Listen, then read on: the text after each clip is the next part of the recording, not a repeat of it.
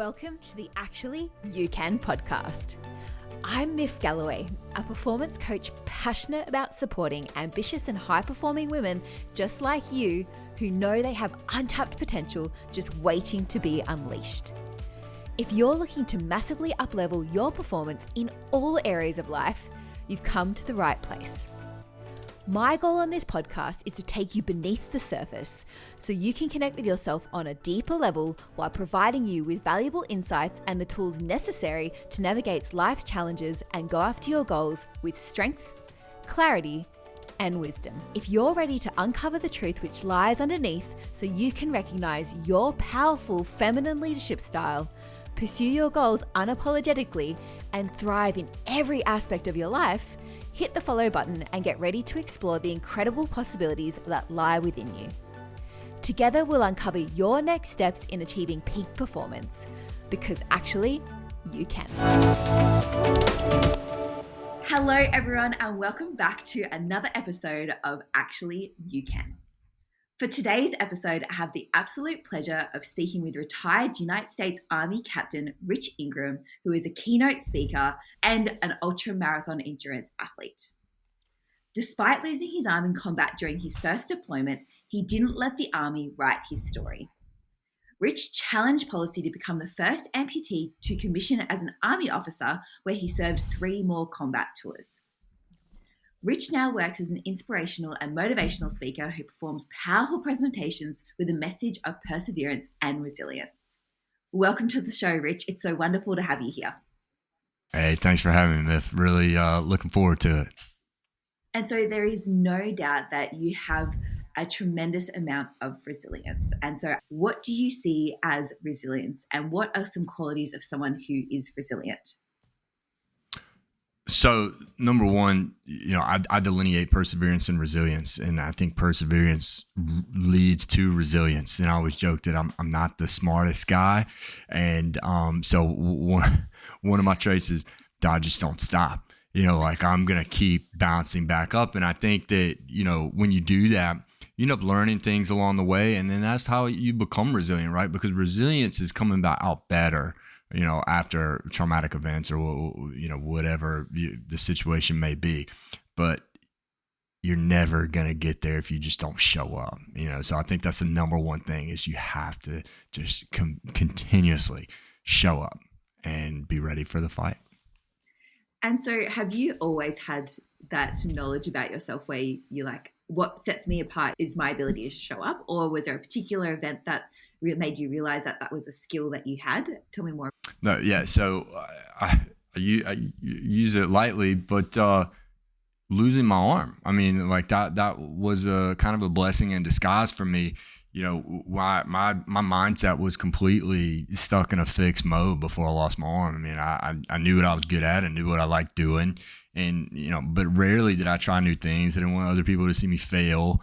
And so when I lost my arm, it was almost like I was starting from scratch. And so that's almost is a benefit or a sort of advantage for me over other people, because, other people that are just starting out don't have this vulnerable, traumatic experience. It's going to be a lot tougher to get out of these ruts or to form new habits. I didn't have a choice. It was like, hey, you either become homeless and ask people for money on the street corner, or you wake the fuck up and you get after it. And so, the latter was what I decided to do. And so I think it was really a blessing in disguise for me. And you're right. Like, for a lot of people, there seems to be a particular event which changed their life forever, like sort of at this crossroads. What made you decide to be like, you know what, I'm not going to let this define me. I'm going to make something of my life still, as opposed to sit on the couch being like, I'm fucked. This is me done. Yeah. So after I lost my arm, so this was in 2005, it was in my first deployment. I arrived to the States to Walter Reed Army Medical Hospital, and my mom was in the hospital room. And she had my fly rod, and I'm like, because I'm thinking like, kind of still in the woe is me, and I'm drugged up. Like, what am I going to do with a fly rod? That's not like normal fishing. You need both hands.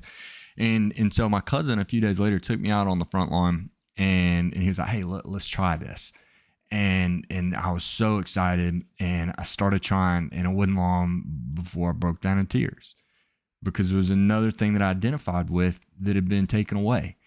And so, he came over and he put his arm on me. He said, "Hey, look, dude, we're not leaving until we figure this thing out." And so from that moment, I just tried to channel just all the anger and the rage and all the emotions. And we stayed out there until I figured out how to, I was stripping line with my teeth and casting, manipulating a fly line cast with 2 fingers. And I wanted to cry again, but like my entire worldview, like everything that was going through my head changed from what am I going to do now to whatever it takes. I'm going to keep moving forward. So from that moment on, it was like, hey, we're doing this. The answer is yes. I just took a speaking course, great guys, heroic public speaking. And their mantra is like, yes, and like, just take it on, just see what happens. And that's what I did. And so that was one of the defining moments where it was like, hey, it was my mom's way, as cliche as that sounds, of saying like life doesn't have to change for you. So moms know best, and I just happened to listen to her. So kudos to me for doing that. I love that so much. And having interviewed a number of people on the show who have incredible stories such as yourself, it seems to be a really common factor with if you've gone through a particular event, there's typically someone who can support you to move through that. And it sounds like your cousin and your mum were part of that. I'd love to hear more about their roles in helping you to cultivate that resilience and how important it is to have a mentor in that space to help you potentially see a different perspective. Yeah, so I absolutely. My mom has always been one of my biggest fans and supporters. As annoying as she can sometimes be, or was at like my ball game, she would bang her shoes on bleachers and stuff, and everybody's looking at her like, "What is this lady doing?" But I also had another mentor. So after that experience, when I was at the hospital, I had signed up for the Army 10 miler, and so I did this thing, and I had still open wounds, banded. I didn't even have a prosthetic yet. I was finally off of all the IV tubes. And after the race, a guy talked to me in the prosthetic. I was like, "Hey man, do you want to be on my triathlon team? You didn't have a bad run at the Army 10 miler." And so, that was another kind of defining moment for me, is making that decision to do that. But this guy, his name is Dave Roselle. He ended up being a real mentor for me, and he really kind of took me under his wing. And look, it was reciprocated, right? You can take, you can't make a horse drink from the well, right?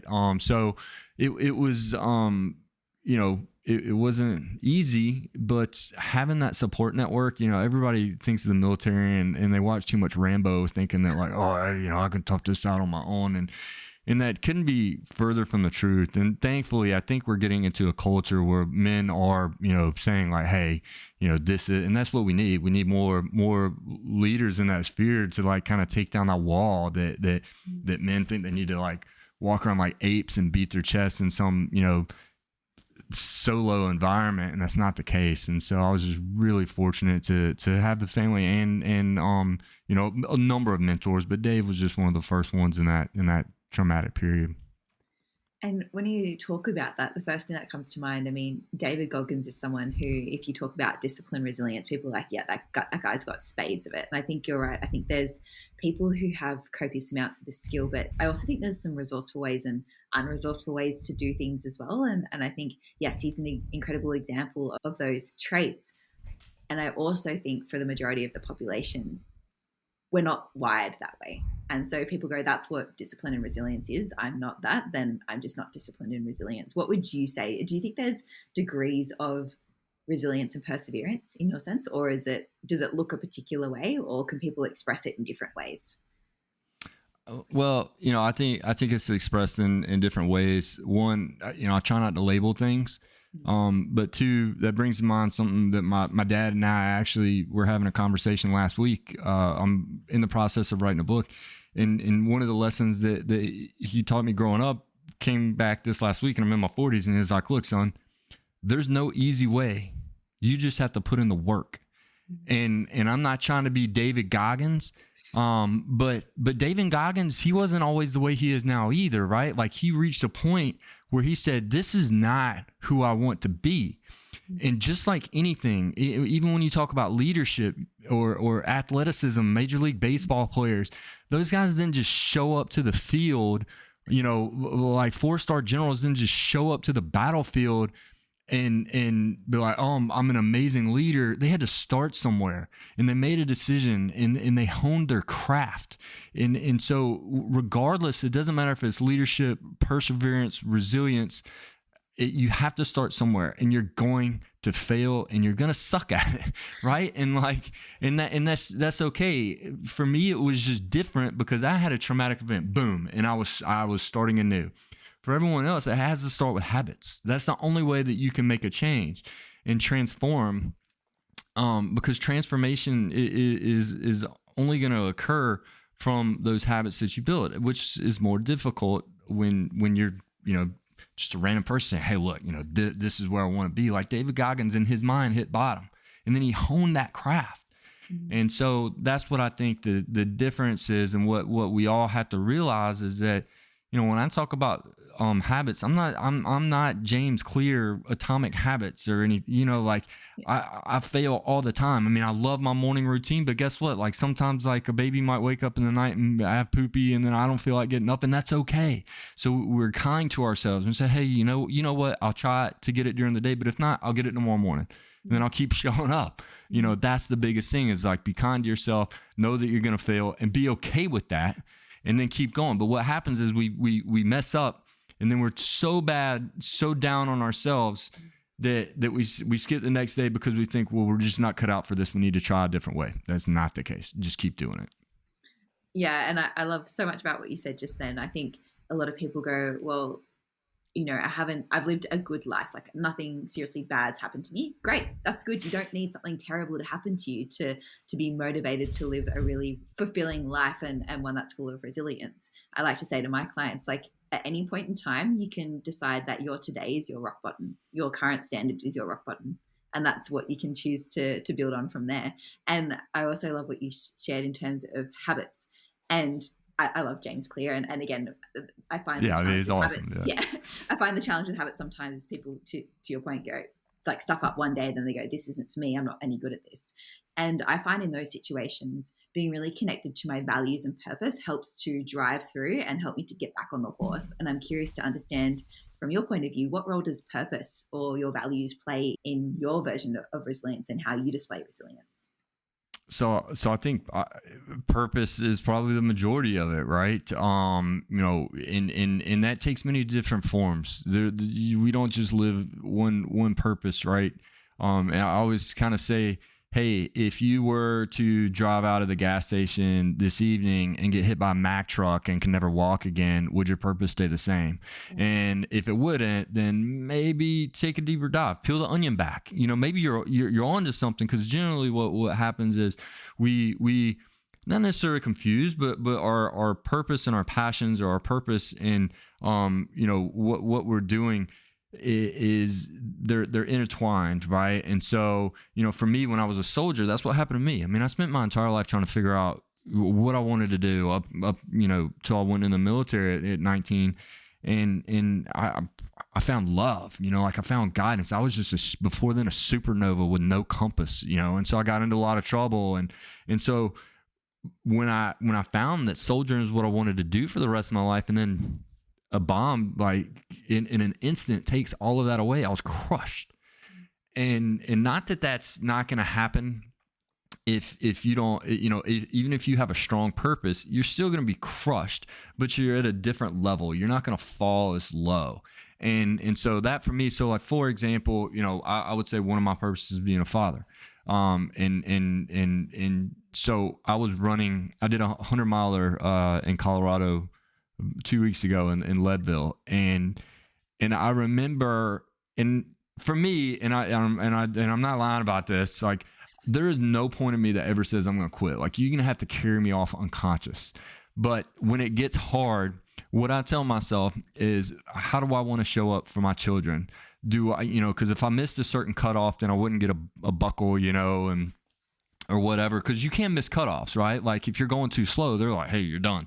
And so I don't get me wrong, like, I was fine with that, but I was hurting. I had an ankle swell up, and I started losing sight in one eye, and I thought about my son, and like, if I missed the cutoff, or if whatever had happened, what would I tell him? how is that showing up positively for him, and what kind of example am I setting? And you can spin that like, hey, at least you showed up. Yeah, but you quit. There's a difference. And so at least go fall off a mountain or something so somebody has to carry you off. And kind of tangential, so funny.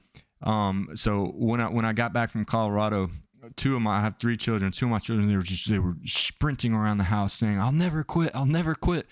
And then they were passed out on the couch like 20 minutes later. I was like, oh my gosh, this is the best parenting hack. Everybody just needs to start running. And anyways, so it was good. But yes, purpose. I mean, that is, and Goggins is going back to him. It's kind of, I remember him saying like, you like willpower is bullshit, right? And I don't know if he said that, but willpower is just a function in your brain. Well, it gets gassed, right? So I mean, every time you're hitting that gas pedal, so it's really a bullshit like term, because when that thing's gassed, when you get home, that's the reason why you don't make an avocado salad and you go for the Lay's potato chips, right? Like it's just, and so instead, like when you have purpose, that is the true motivator and the true, willpower, so to speak, that's going to make you keep going. Yeah, I'd like to think I made this up one day. I don't think it's someone else's. I apologize if it is someone else's. Oh, just go with it, Myth. You got it. I love the saying is that discipline without purpose is pointless suffering. I think if you're someone who is really disciplined and who's really good at practicing that skill and resilience, you can apply it to a number of different things. And it's taking it to that next level, understanding what's important to you and then applying it to that. Because I think I used to be a professional road cyclist and I was doing that for all the wrong reasons. But I got told I'd be good at it and I was really disciplined. And so I became better at it because essentially if you're an athlete, if you just follow a program to 100%, you have some sort of natural talent, you'll do all right. But then I realized it was making me miserable. And so I think there's, that element of you have the discipline, resilience and perseverance, but then also being able to apply it to something you actually enjoy. Because I think a lot of people are also a bit disconnected from what they enjoy and their purpose. And I love hearing you talk about you can have multiple purposes. I think a lot of people are like, I have one purpose and that's what I'm going to live my life on. I think I'm going to use your example of being hit by a truck. Would your purpose stay the same? Because I think it would change. And having kids, I had my daughter 3 weeks ago. My life's changed since then. Oh, congrats. Yeah, I bet. Oh my gosh. Yeah, but it's like, you just realize you can have multiple different purposes in your life and making sure you take the time to ask yourself what's important to me in this chapter of my life or what this stage of my life, because it will change. Right. 100%. And so you mentioned your kids drive you at the moment. What else drives you to do the things that you do? So being a motivator, so, and those are kind of aligned, like I'm motivating and trying to inspire my children to, see the things that I do. So it keeps me on my toes, but also that's kind of how I got into the space of motivational speaking. As an officer in the Army, there was nothing that I loved more than you see this young soldier and now you see them rise through the ranks and they're now becoming a non-commissioned officer and E5, and it's just so rewarding, to see them rise in the ranks. And so it's also just really cool to be able to motivate and inspire other people.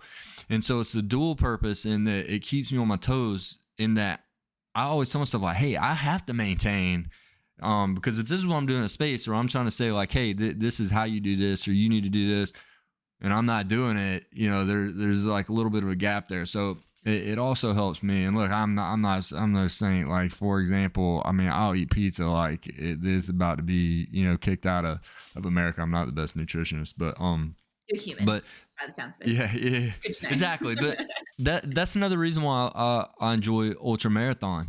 Is because it keeps me on my toes, but also like what you were saying, and as you're well aware, as being a professional athlete, everything it kind of aligns for me when I do it. So one, I would probably be in dire straits emotionally if I didn't. It takes up a lot of time, but that also helps me to be more intentional with the time that I do have. So I have to do long range planning. I have to figure out, manage all these different things. If I'm going on a 5 or 6 hour run and I have 3 children and I have a job, figuring that out, and then nutrition, recovery, but it all goes, it's directly correlated to my life and work and home and everything else. And so you just kind of start living that way. And so that's why I love extreme fitness and setting targets. It's not just about like, hey, I'm just going to go run, 30 minutes every day, but like go set a target. So you have to plan it and you got to get there, because that is going to build that habit, because it's like gaming, you're gamifying your brain. And so anyways, that's very interesting when you do that. Yeah, and I think it's hard for people who have never experienced that before. Like I have a couple of friends that, because I'm quite structured in routine, sounds like you are yourself, and that enables me to get a lot of shit done. And people go, oh, it must be so restrictive. I'm actually like, it's freeing, because I know what's expected of me at any given point of time. I have free time. I just schedule it in. I know when I have free time, and it's time that I can just relax and do whatever I want. And it's not like every minute of my day is meticulously planned to do a specific thing. Right. It's also flexible. And so I think, what would you say to someone who potentially hasn't had that level of structure before? How would you encourage them to maybe try it on?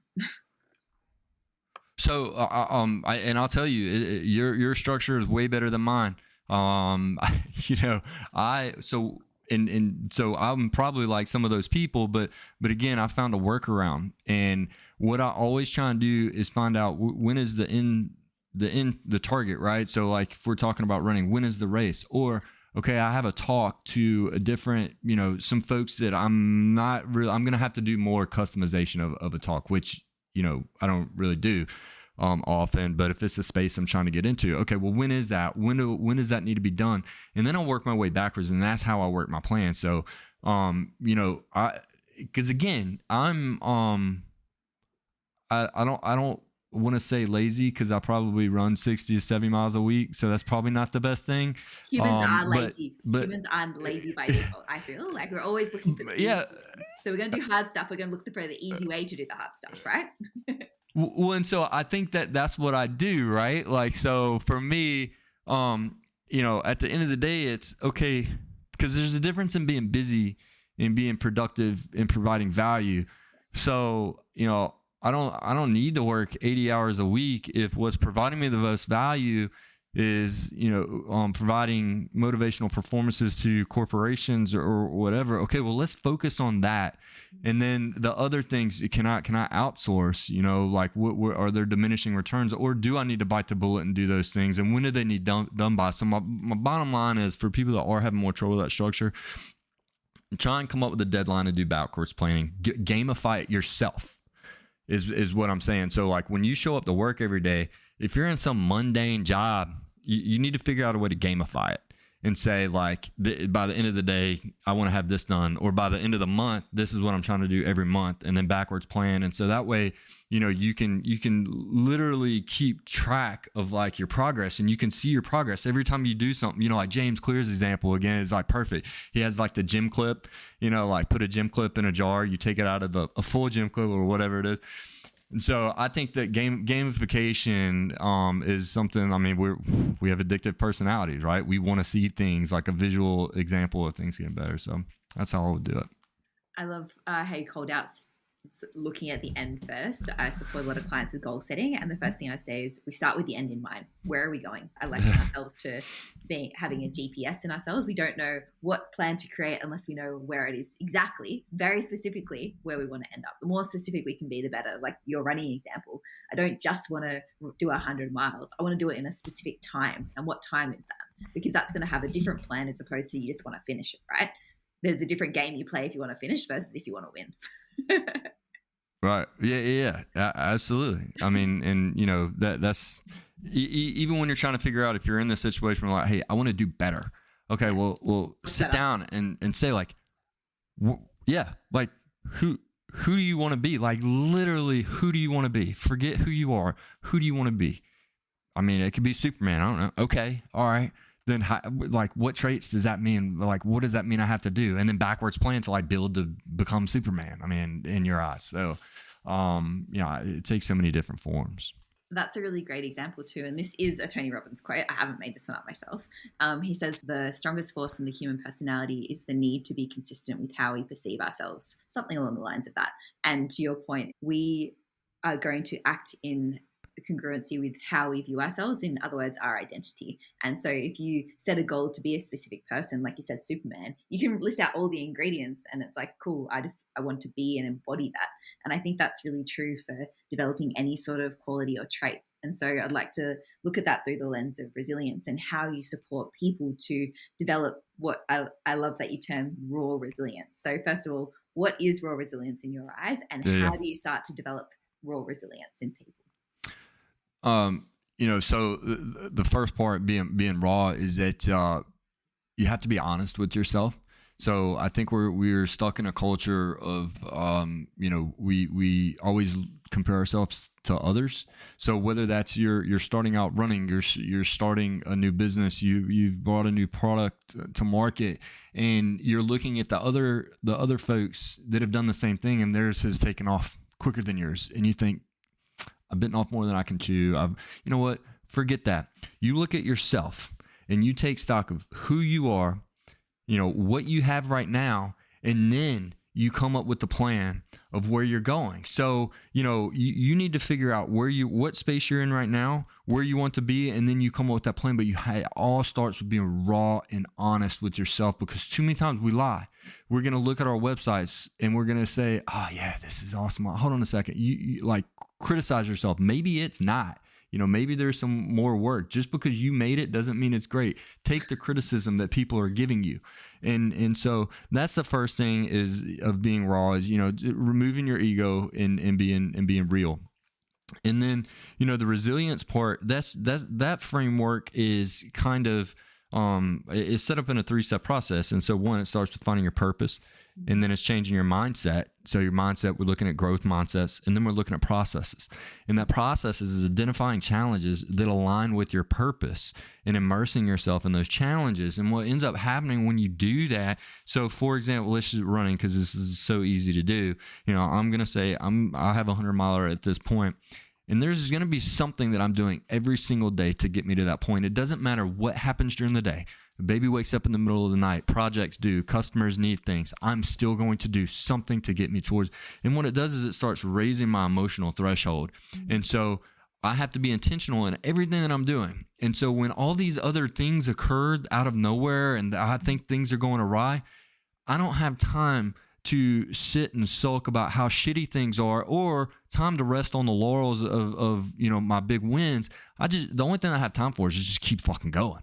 And so, and that's where that challenge process comes into play, is that you can train your brain. So I have an advantage over a lot of people, over most people. And the reason is because I problem solve every single day with my arm, because I can't, there's so many things, like brushing your teeth. You probably use 2 hands to brush your teeth, putting your pants on, I can't tell you how many times I still fall over trying to fit both my pants and legs and my pants legs. And so every day I'm solving a problem. Well, for those folks that didn't lose an appendage, this is a process that you can go through to raise that emotional threshold, and it keeps you out of the ruts of, anxiety, depression, and everything else. And it keeps you on track to reach your goals. And so, that to me, if I were to formulate, and that's why I came up with it, because I'm a very analytical person. I love the military, because you have battle drills, and you train these battle drills so many times that, like, dude, you could be hallucinating on mushrooms and know where to line up and where to fall in and how to, do whatever, because you've trained it so many times. So it's literally an equation. And, the only thing you have to do is show up and keep doing it. And you will, I promise you, be in a better position than when you started. I love everything you've mentioned about all that. I want to go back to the first step is being raw and honest with yourself and removing ego. And I think, as you mentioned, I think a lot of people are lying to themselves. We think everything's fine, or we're happy, or we're good. But in reality, we're not. And so I would love to hear potentially what are some questions someone can ask to help them to get more honest with themselves. So, and I wish I had, because I have a worksheet that goes through this. And so, but when we talk about being raw, you need to write out, who are you? Write it down right now. And then who do you want to be? Right? there's gonna be differences, 100% gonna be differences, or psychiatrists would be out of a job. Yeah. But if there aren't differences, then that is, you're in a very psychologically great place. But normally that's not the case. What are the things that you value? How do you want other people to perceive you? And is that different than where you're at? Because look, I'm not saying, we do compare ourselves to others. And I'm not saying that that's necessarily a bad thing, but we do it a lot of times negatively. Like, oh, my friend's driving the X7. Well, I'm going to go get the X9. Like we almost feel emasculated or in some state of degradation because someone else has something better than us or whatever. And so we've been, socialized for that. And so, but that's the first thing is you got to figure out to take stock of where you are right now and then where you want to be. Yeah. And then you look at those differences. And that's how you can start to make your plan. And I think it's so important to look at the aspect you mentioned about how do you want other people to see you as well, because I think, and I've definitely been guilty of doing this, is having an issue with someone, but realizing it's my own double standards, being like, oh, they should be more considerate about me or they should do X, Y, Z. Then I'm like, hang on, do I do that? Am I expecting a behavior of someone else that I'm not doing for myself? And so I found that process in particular, the who I am, who do I want to be? But then, as you mentioned, that second question, how do I want others to perceive me, to help eradicate some of the double standards that I didn't even know I was setting for myself. Yeah. Like most people want others to see them as an honorable,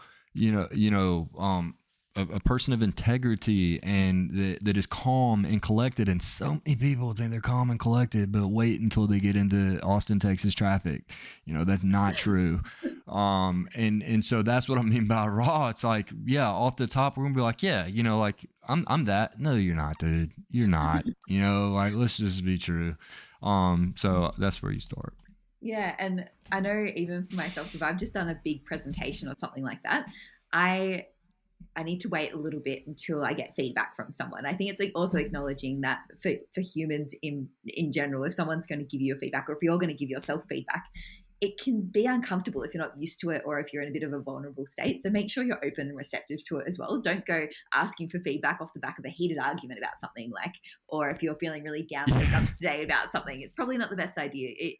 To get into the practice of receiving feedback, you do need to be a bit resilient, I think. What are your thoughts?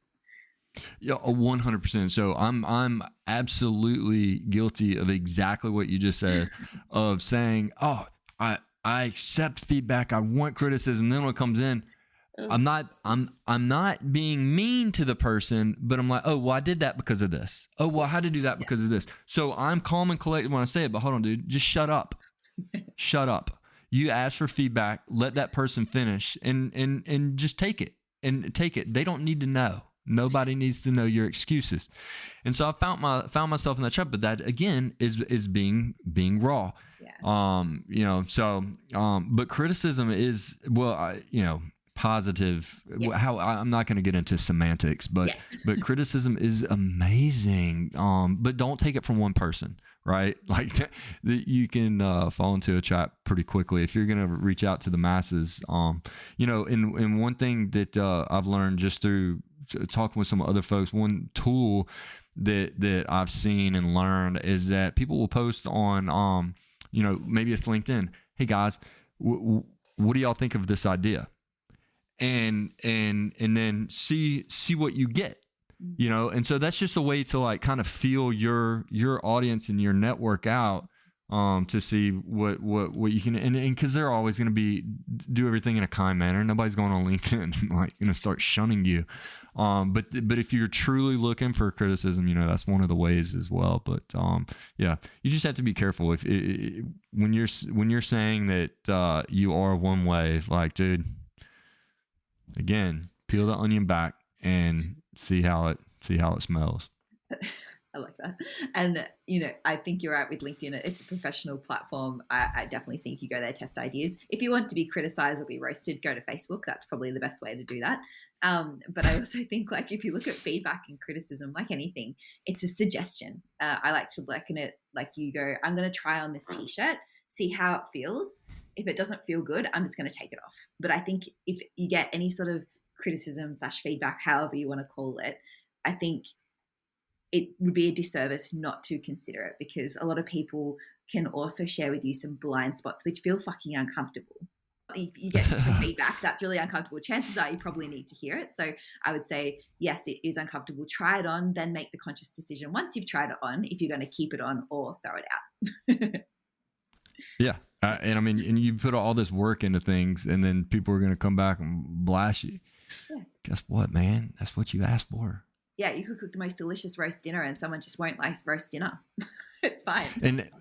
But I think it also goes back to, so, you know, criticism is oh man, this is awesome. Just because you have to have grace. It's the same way as failing. You know, you have to keep showing up. It doesn't mean that you're any less amazing, or I didn't mean to really sound that way, but it doesn't mean that you're any less great than before you got that. It's all the same. Keep showing up. Take their feedback. Flick this one, take this one, maybe change this one up. Oh man, all right, now I'm back on track. You know, so I think it's just all about, you know, being kind to yourself and being confident, right? Be confident, because nobody else can take you down. Like, we are our worst enemy. We deselect ourselves, you know, too quick. And so at least go toe the line, man. You know, so I'll get off that soapbox. I like that. At least go toe the line. I'm gonna steal that one too.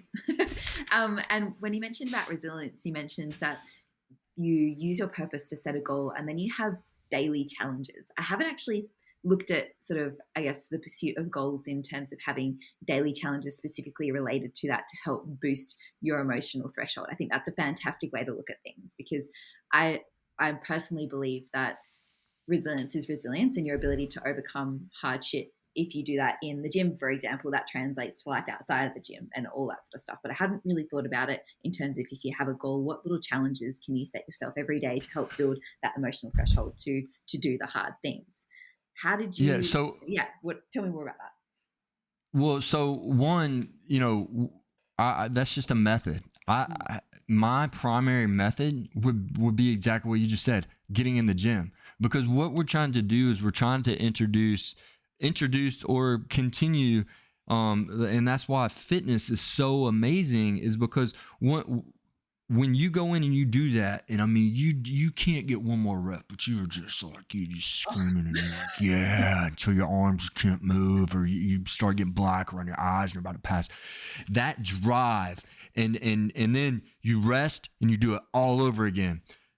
That period that's in that gym, or, you know, you're out on that run and whatever's happened, a toenail just fell off, or you're dehydrated because it's 100 degrees and you just keep going.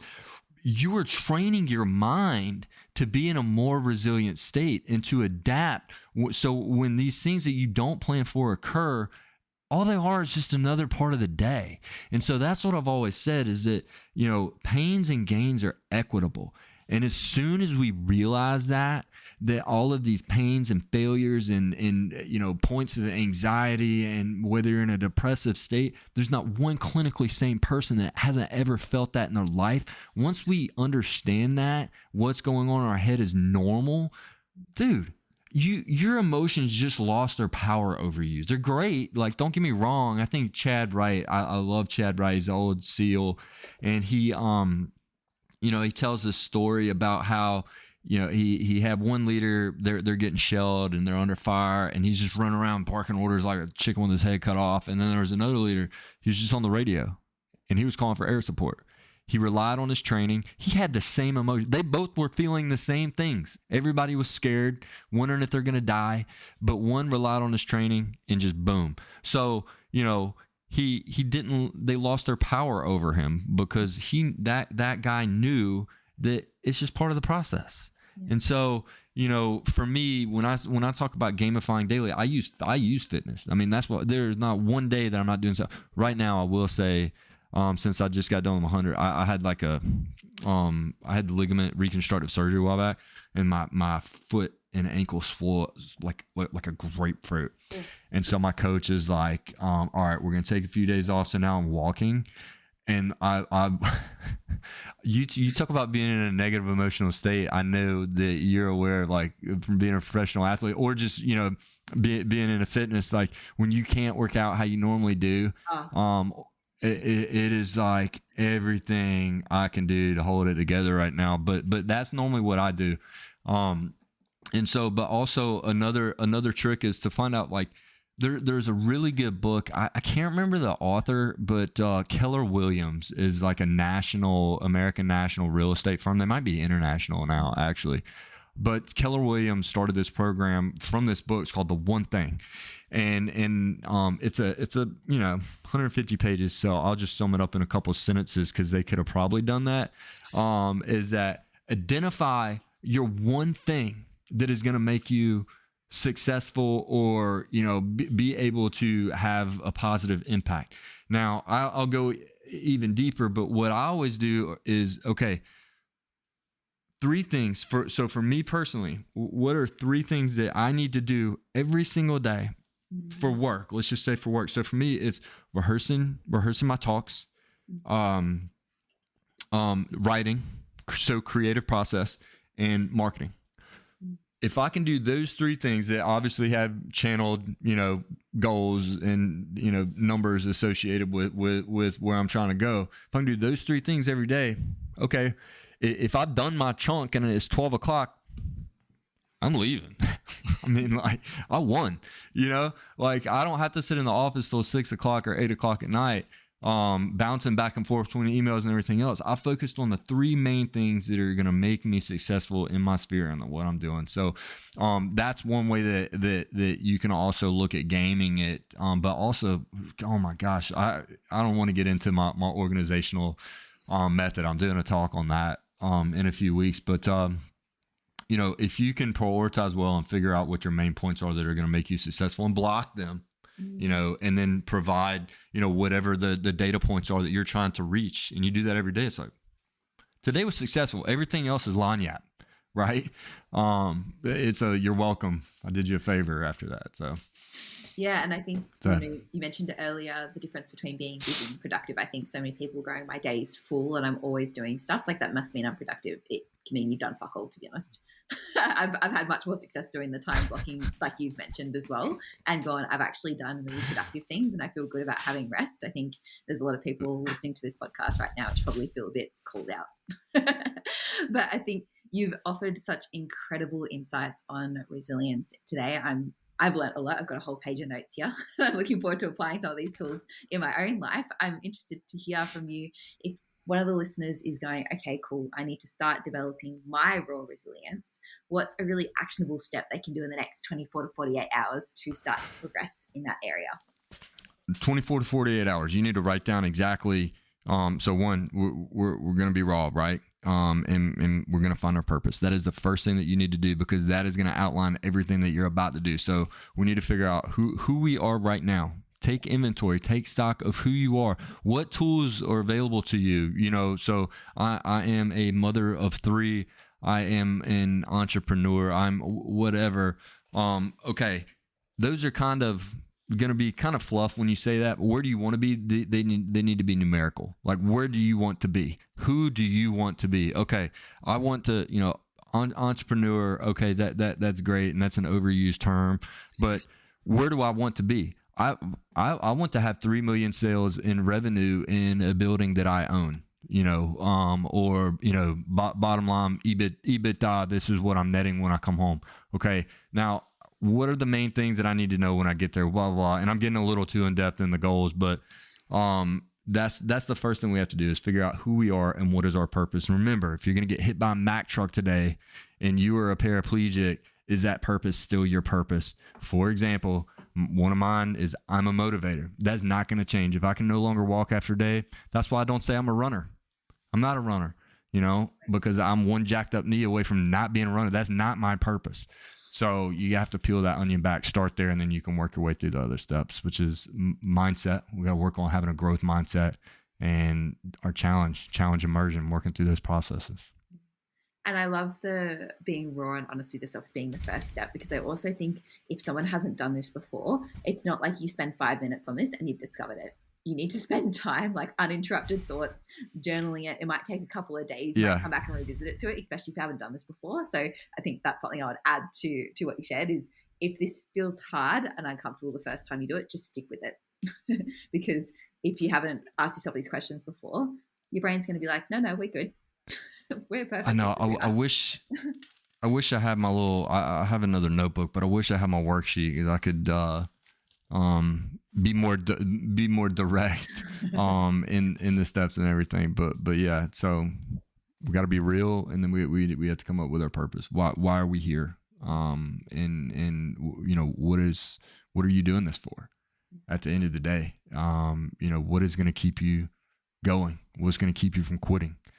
And generally that's you're in the ballpark of what your purpose is. What are you doing this for? I love that question. And so if someone is keen to learn more about what you do and continue to be inspired and motivated by you, where can they find you? Just check out richingram.com. Amazing. That's it. I'll put that in the show notes as well. Well, thank you so much, Rich, for your time today. It's been an absolute pleasure to chat with you. And I wish you all the best. Yeah, likewise, Myth. Thank you. Thank you so much for tuning in to today's episode. I hope this was helpful. If you thought of someone while listening to this podcast, I would be so grateful if you could share this episode with them. While you're doing that, please also take a moment to leave a review on the podcast if you haven't yet already. It takes less than a minute and it means so much to me and helps this podcast to reach more people just like you. Thank you so much for that, and I'll see you in the next episode. In the meantime, go out and achieve every dream you have, because actually, you can.